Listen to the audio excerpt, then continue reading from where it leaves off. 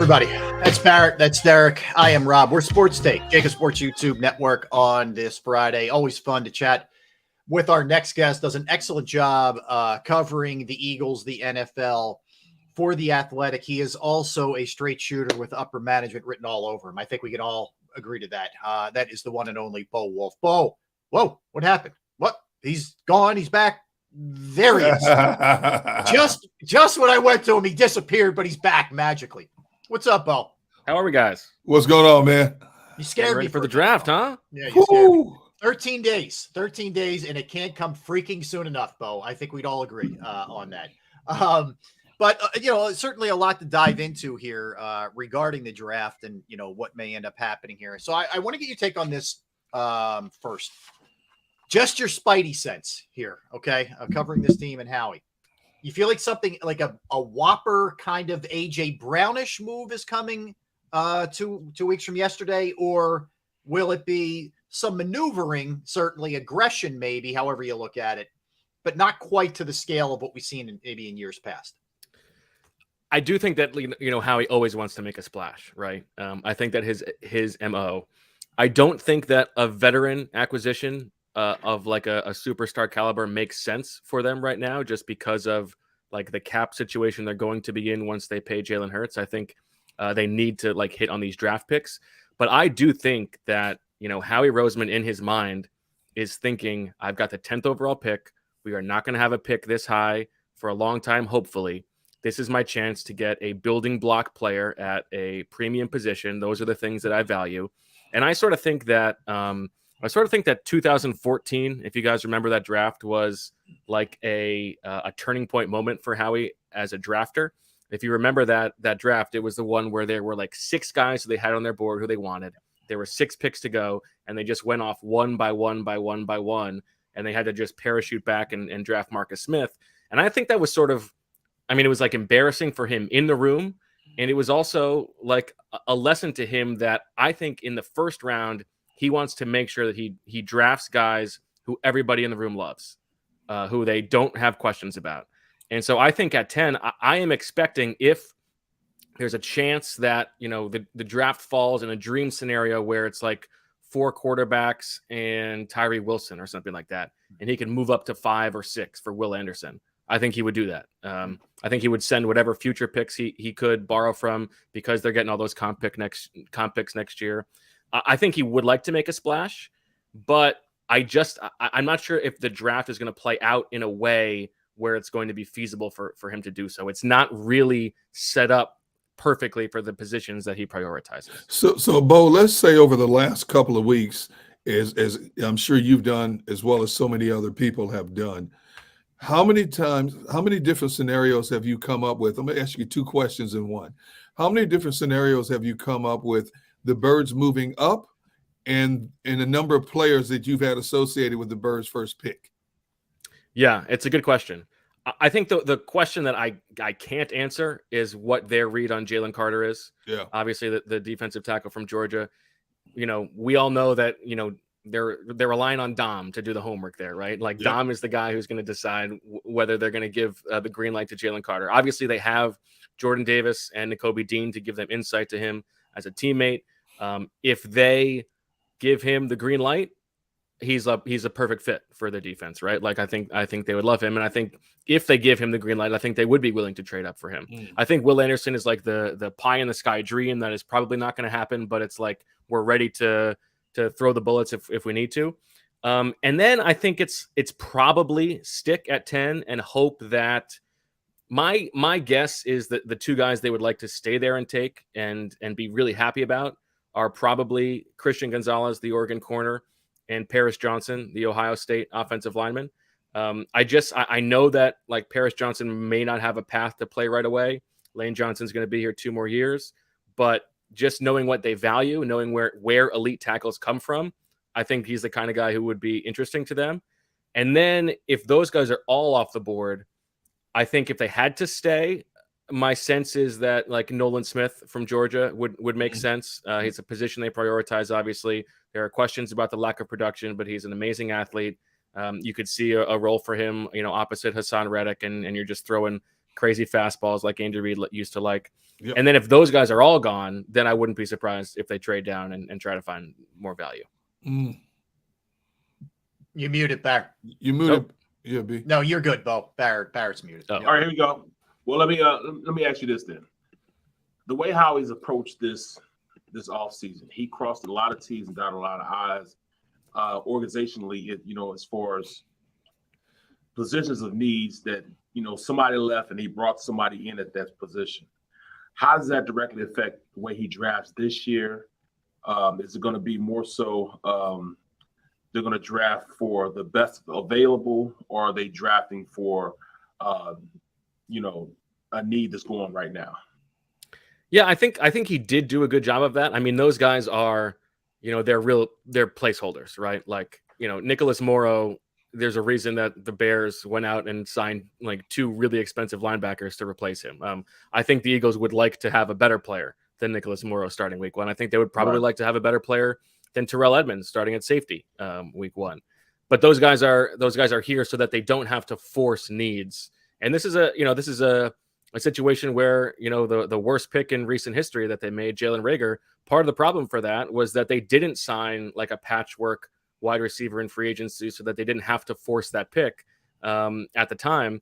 And so they did do a good job with that. But I do think that those are still needs. Like safety and linebacker are still needs, but they're not going to use a first-round pick on those positions. I think that cornerback is still a long-term need. Darius Slay and James Bradbury are both over 30 years old now. They're not going to be here forever. You need a future number 1 corner. That's why I think Gonzalez would make sense. But I just think that, it's like the Nick Sirianni-ism that he said when, they were planting the flowers. Like we have to double down on the things that we know to be true. And Howie Roseman has been doing this long enough that he knows that he wants to use premium picks on the positions that matter the most. And that's offensive line, defensive line, wide receiver, and cornerback. You couldn't have walked me into this better, above with what you just laid out. There's a lot of Bijan talk. A lot of people want him. I'm not one of them, but there are a lot of people that do want the Eagles to get that kind of playmaker and continue to add to a dynamic offense. Would there be consideration at 10 or 30? Either way, in your estimation, is there any chance that Bijan's an Eagle? I mean, I don't see it at 10. It's too premium of a position, or too premium of a pick to use on, we could say luxury position.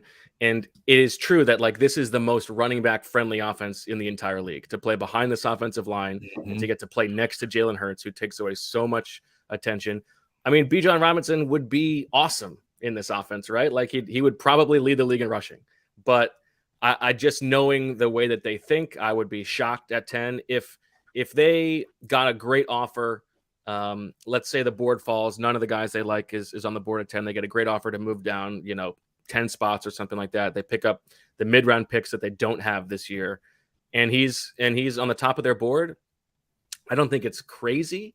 I have like never thought that Howie Roseman was going to use a first-round pick on a running back, but there is a difference between in the top 20 and at like 25 or at 30. I don't think he's going to be there at 30, but I think if he was, then I think he would be a real consideration. Well, then look at the position of value that at this point, we're going with a slot receiver. This is a position that Quez, I don't think is fitting the build right now as far as production that they've been looking for. Would you venture to say they would go for like a second rounder, since we went first round, with that position 2 years prior? Would you think they would do that again this year? Is there a guy on the board? It's a tough one. Second? They need wide receiver depth desperately, right? Like it's hard to rely on AJ Brown and Devontae Smith to stay healthy and play 17 games again. Right. Quez Watkins, even if you like him, he's entering the final year of his rookie deal. And after that, what they have on the roster right now is, Britton Cuffey and Greg Ward, basically. So they need people there. I think they're probably going to draft a guy in the third round, or the third day rather, late. I just think, Barrett, you've been in the locker room. Gunn, locker room dynamics better than anybody. The idea of adding somebody else who needs targets and is competing with A.J. Brown and Devontae Smith and Dallas Goedert, who all want to get theirs, I think it's dicey. I think they are already like very aware of how to manage those personalities. And I think throwing somebody in the, the first 2 rounds into the mix who's going to really eat into those targets, I think it's a little bit like Howie Roseman explaining why they didn't sign guys to contract extensions last year, right? Because they had things going. If you pay Chauncey Gardner-Johnson, then Marcus Epps might be pissed. If you pay TJ Edwards, what's Kaiser White going to think? If you pay Javon when Hargrave, they start doing this, though, how's Fletcher going to do? That's what they usually do. But there were so many guys this year who were coming up that they didn't want to mess with anything. And I feel like that's a little bit like why they wouldn't draft a wide receiver in the first 2 rounds. But why do you think Greg Ward had become such a forgotten entity last season? I mean, when he was on the field, he was productive. He didn't put up wow numbers, but he was a solid catcher, a good blocker. And they go out and get a Pascal who's basically similar to Greg Ward, yet they still have him on the roster this year. Yeah, he was on the practice squad all year long. Yeah. As my friend likes to tell me, the only 2 years that Greg Ward has been on the practice squad, the Eagles have made the Super Bowl. There you go.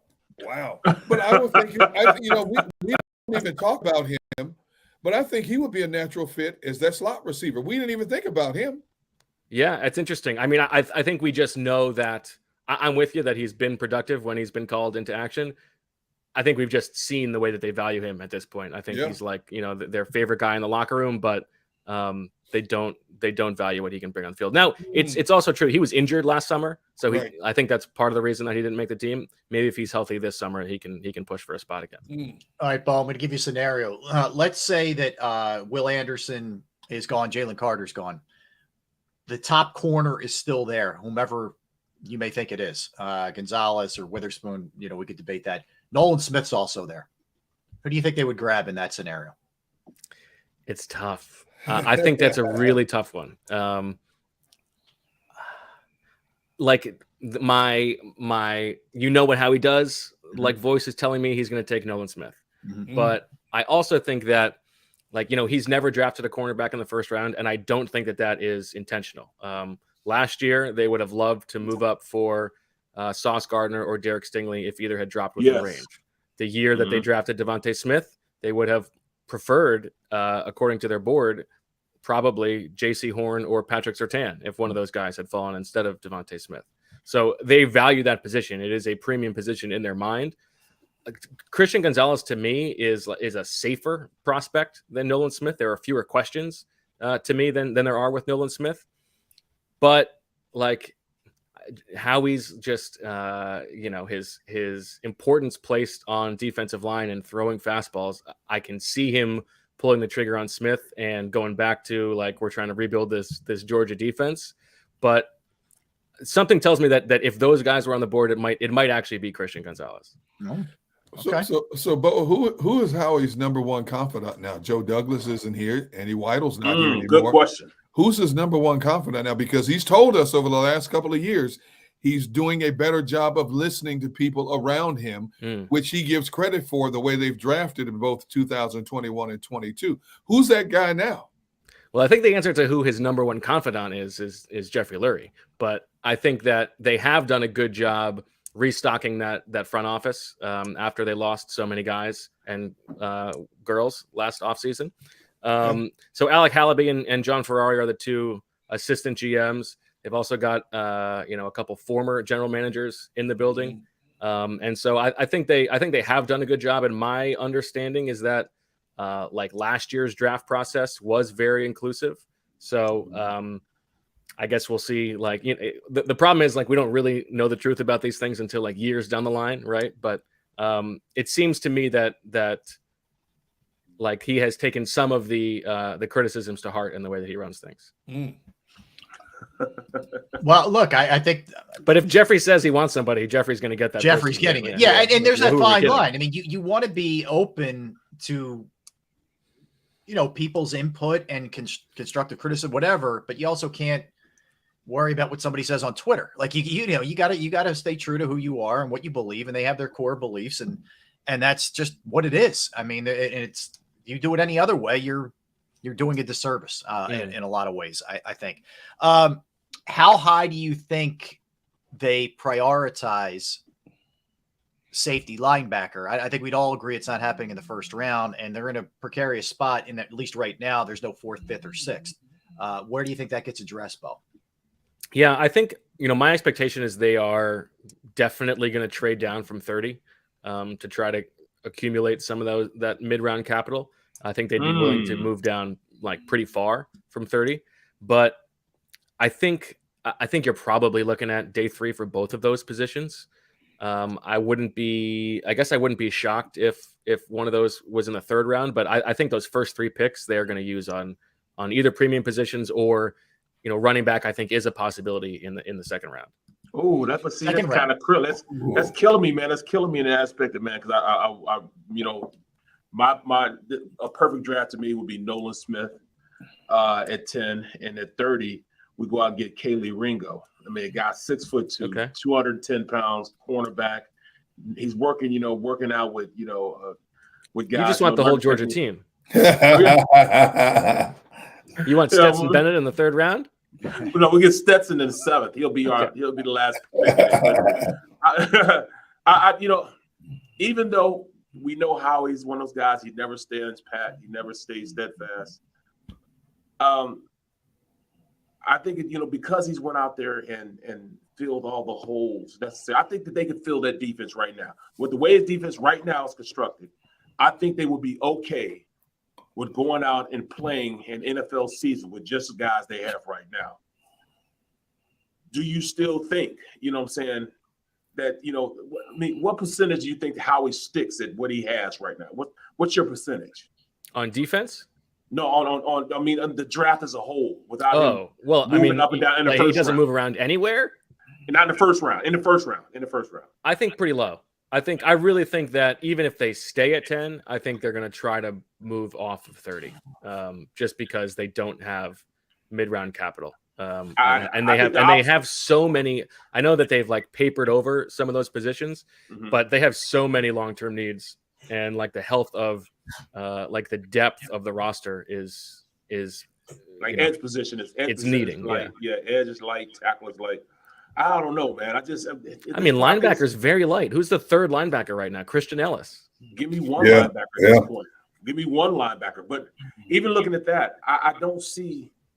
I think it's the opposite. I don't see us staying at 10, but I think we are going to stay at 30 because I think we get more value from 10 and move back and still get players because I don't think this draft right here is not one of the most productive drafts I've seen. I think this is a lackluster draft in positions 1 through 8. I mean, at draft picks 1 through 8, you're going to get what this draft is all about. The best players are 1 through 8. After that, I think it's kind of the same, man. You're not going to get a lot of big value. To me, that's just to me. How do you feel about? Have you watched Paris Johnson, Barrett? Yes, I have watched Paris. What do you think of him? I think Paris Johnson is probably the most athletic and the most versatile of the linemen in this draft. I think if you really want to watch, the most talented guy is the guy from Tennessee. Okay, he's probably the most talented. Darnell Wright. Yeah, Darnell Wright. He's the most talented. When I look at the kid from Northwestern, Skowronski. He can't reach the top shelf. Right, you're right. Pete to me is just going to be a guard. He's going to be a good guard, but is he going to be a guard that's going to be a game-changing guard? I don't see him. And do you use 10 on a guard, though? Yeah, and I don't think you do. And that's why Paris Johnson to me screams like Eagles pick. I think if he's there, he makes a lot of sense because he's played left tackle, he's played right guard. So he's got, you're not walking into an Andre Dillard situation where he can't switch sides, switch positions. It's a perfect fit for the long term, like what they need, because we say that Lane Johnson is going to be here, but Jason Kelce, we keep saying this is probably his last year. This is probably his last year, right? So even if Cam Jurgens is the right guard in 2023, he's going to move to center next year, and all of a sudden you got a hole at right guard. You can plug Paris Johnson in, and then after that, he can move to right tackle and replace Lane Johnson. And that's not even bringing into count the possibility for injuries. Like they have not. They've been so healthy, and they have no real depth right now on the offensive line. It's Jack Driscoll and Brett Toth. That's it. That's what I'm saying. My guy. But look, I mean, I'm looking at this. At this point, why the hell would we draft Landon Dickerson? I was hot. I was out as fish grease because we needed a corner in the worst way. And what happens? He's an all-world guard right now. So what do I know? Yeah, and he was You know starting what by I'm week 4, right? He didn't have a spot to play. right. And So I what do got I hurt. know? Yeah, exactly. You know what I'm saying? Yeah. So what do I know? So you're right, man. Paris Johnson Jr. I mean, he to me, he's the best lineman in this draft. I think he is seems like the best lineman. safest to me. Yeah. Yep, the safest. Roderick Jones, I don't think he can pass. I don't think he can pass block good enough at this level to be a guy that can come in and play soon and immediately. You could probably start Paris Johnson right now. And I did this study that you can read on the Athletic right now. But like, where do all the Pro Bowlers and All Pro players at each position, where do they come from in the draft? Right? Like, how high do they go? And it's not surprising. It's sort of intuitive, but like tackle is the second highest, median pick of those guys behind quarterback. And like there are like as many elite tackles taken in the first like 15 picks as there are the rest of the draft. Right. And so if you want one of those guys, and I'm sure the Eagles want one of those guys long term, this is where you get them. So that's why I think that's sort of slept on as a real possibility. Hey, Bo, if you could send a direct message to this fan base, what would you say to them in terms of being patient with this defense? We were so spoiled in 22 by the productivity and the versatility they had on that side of the ball. You don't have that now. You have a handful of new coaches trying to implement their way. You've got to rely on a couple of younger guys now who have been waiting in the wings. They were understudies. And you've got to implement a few more younger kids that are coming by way of the draft. What do you say to the fan base? I think what you said, be patient, because I think it is going to take a lot of time. I mean, just in general, if they had brought everybody back, including Jonathan Gannon, you were looking at some regression this year on defense, right? Because they were so healthy last year, and they got some positive turnover luck. Like, you probably weren't going to get the same amount of fumble luck and interceptions as you got last year. So even in a perfect world, you're probably not going to be as good as you were last year. Then you take away Javon Hargrave, and you take away both linebackers and both safeties, and yeah, I think it's going to take some time. And we don't know about Sean Desai yet. I feel sort of confident about him, although it is kind of weird we haven't talked to him yet. Like, they hired him at the combine. It's about to be the draft. You haven't had a press conference. What's going on? But I think you're right. It's going to take time. And really, like, the hope about the defense is, man, that offense is going to be awesome, right? Like, we're just going to be able to outscore people. And so I think it is going to be rough sledding. I think they're going to be a very average defense next year. Hey, Bo, in your estimation, not necessarily theirs, do you believe in Jordan Davis and Nakobe Dean to be impact players this year? I do have my doubts. Okay. I do have my doubts. Jordan Davis is like, I understand the bet. He's this unbelievable athlete. There are only so many people in the world like him. It's true.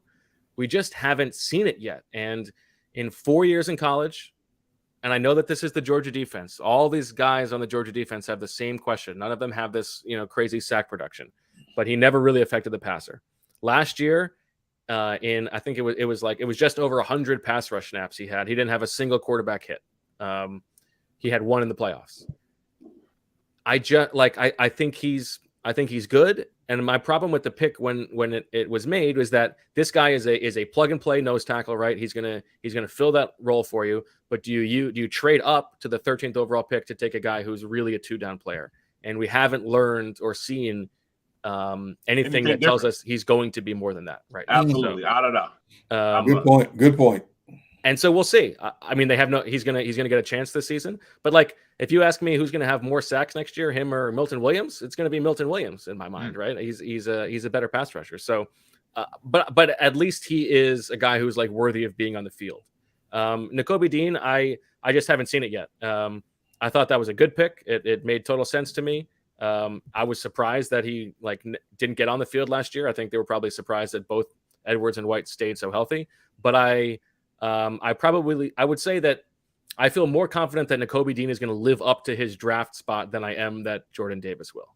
Well, you think when guys start dropping like Van Ness, he's more of a situational guy. To me, he's like he's a third down specialist. I mean, but you can plug him in at 3 technique, and you plug him in at end. That's the thing.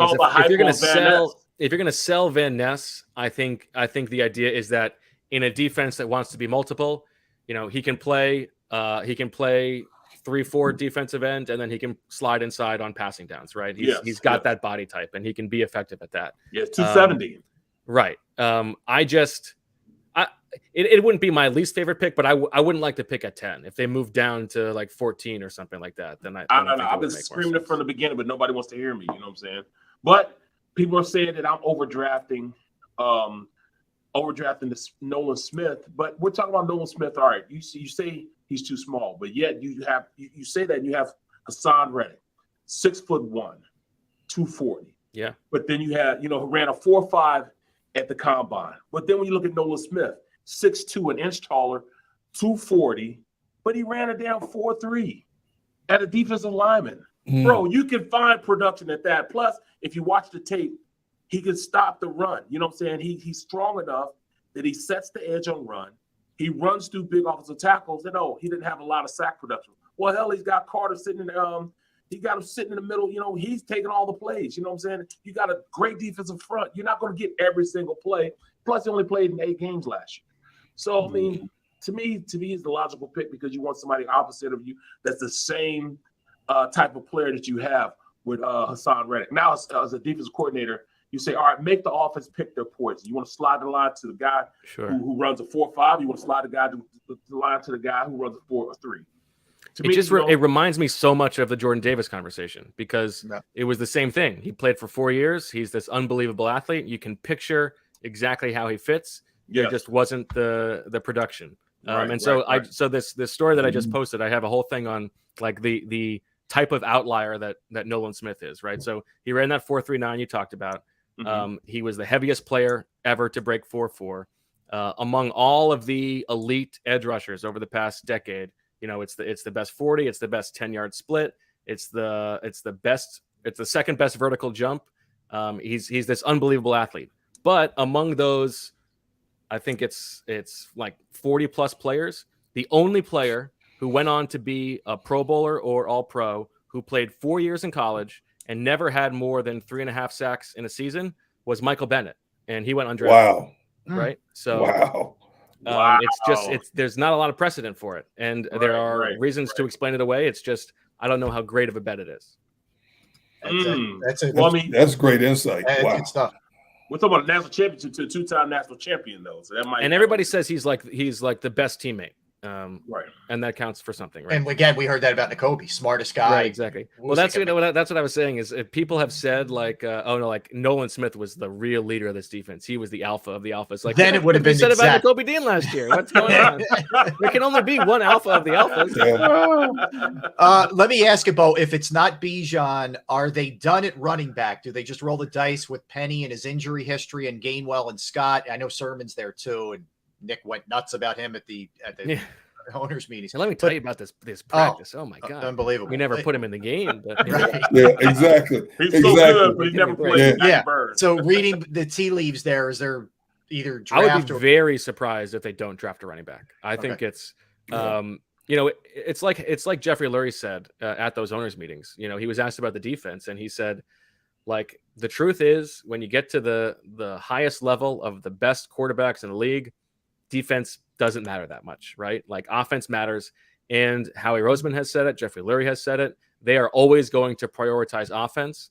And where is the spot where immediately a player can make a big impact on offense? It is running back. Rashad Penny, when he's healthy, is awesome. He's never been healthy, so you can't rely on that.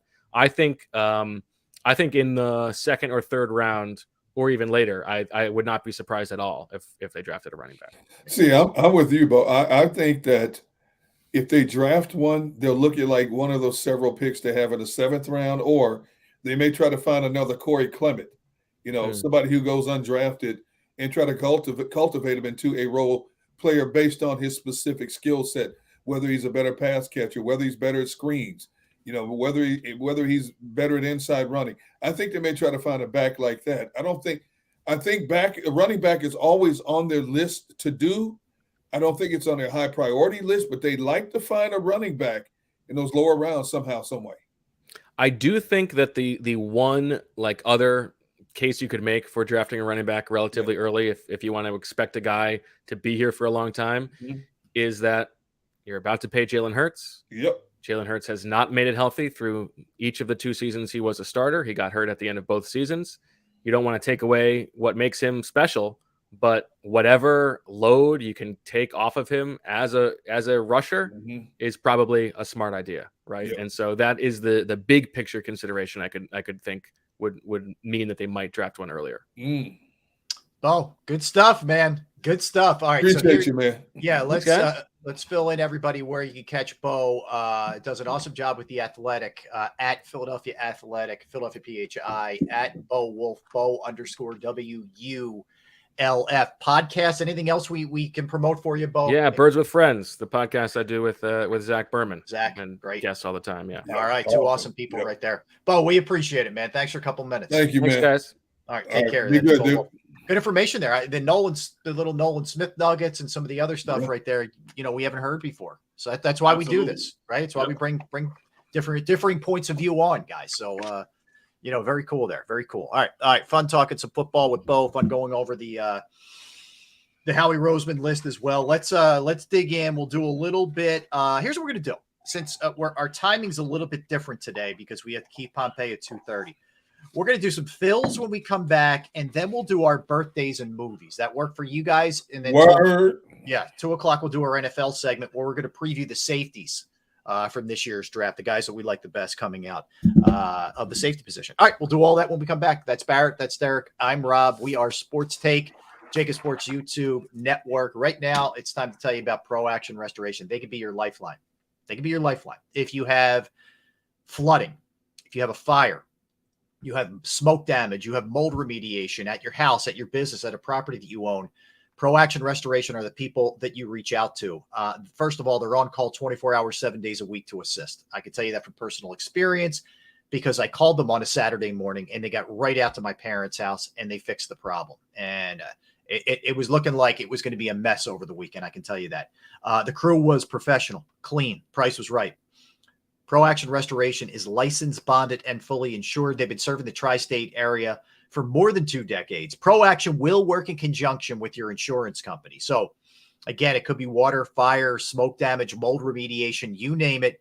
They can handle it. Give them a call, 610-623-3760, 610-623-3760, or online at proactionrestoration.com, Pro Action Restoration.